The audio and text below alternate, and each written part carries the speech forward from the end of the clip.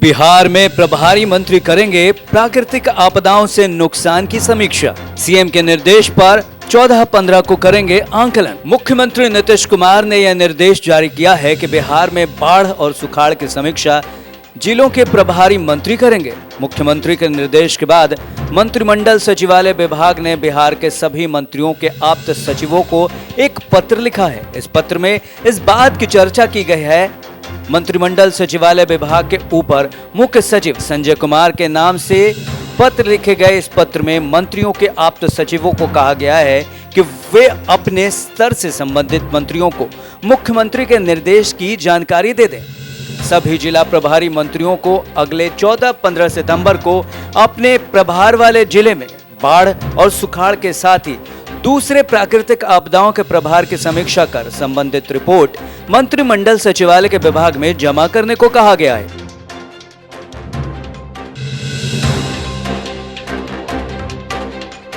बिहार में अब नदियों को जोड़ने का काम शुरू।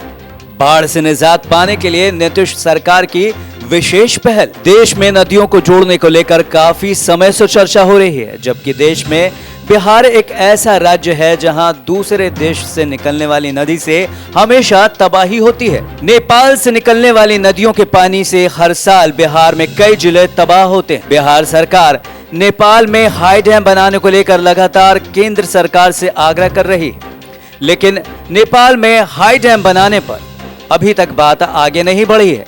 हर साल उत्तर बिहार के कई जिले, कई लोगों को बाढ़ की त्रासदी झेलनी पड़ती है। अब नीतीश कुमार ने अपने बूते पर यह पहल शुरू की है। पायलट प्रोजेक्ट के तौर पर राज्य सरकार उत्तर दक्षिण बिहार की दो नदियों को जोड़ने की योजना बना रही है।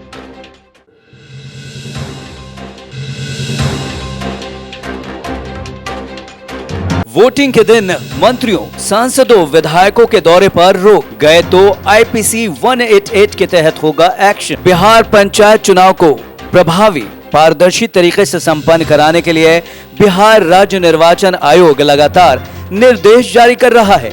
राज्य निर्वाचन आयोग ने ताजा निर्देश जारी करते हुए मतदान के दिन किसी भी मंत्री, सांसद और पार्षदों को मतदान होने वाले पंचायतों के दौरे पर रोक लगा दी है।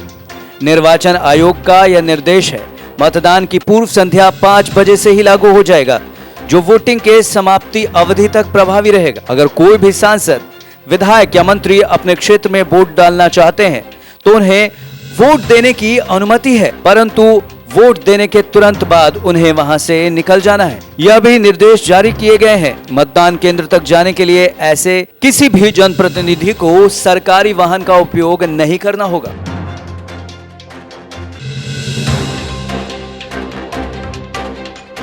एनएमसीएच शिशु रोग विभाग के 84 में 80 बेड फुल, 5% को गंभीर निमोनिया। राजधानी पटना समेत सूबों के विभिन्न जिलों में इन दिनों वायरल फ्लू से पीड़ित होकर बच्चे बड़ी संख्या में अस्पताल पहुंच रहे हैं। वायरल फ्लू से पीड़ित बच्चों में 5% बच्चे गंभीर रूप से बीमार पड़े हैं। उनमें निमोनिया की शिकायत देखी जा रही है।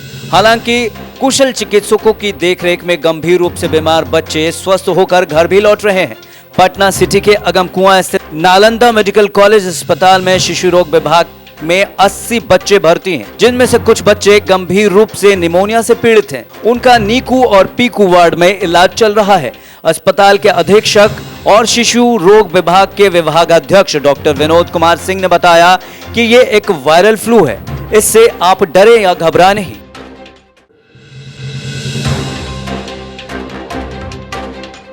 बिहार में इंटर में नामांकन के लिए दूसरी चयन सूची कल 12 सितंबर को जारी कर दी जाएगी। यह सूची बिहार विद्यालय परीक्षा समिति OFFS के माध्यम से जारी करेगी।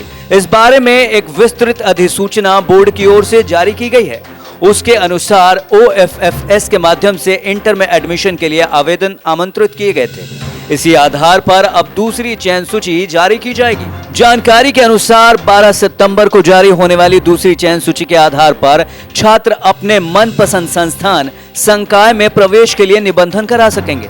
संस्थान और संकाय के लिए निबंधन प्रक्रिया 12 सितंबर से शुरू होकर 17 सितंबर 2021 तक चलेगी। वहीं प्रतिदिन होने वाला निबंधन के पूरे डेटा का अगले दिन OFFS पोर्टल पर ऑनलाइन एंट्री की जाएगी।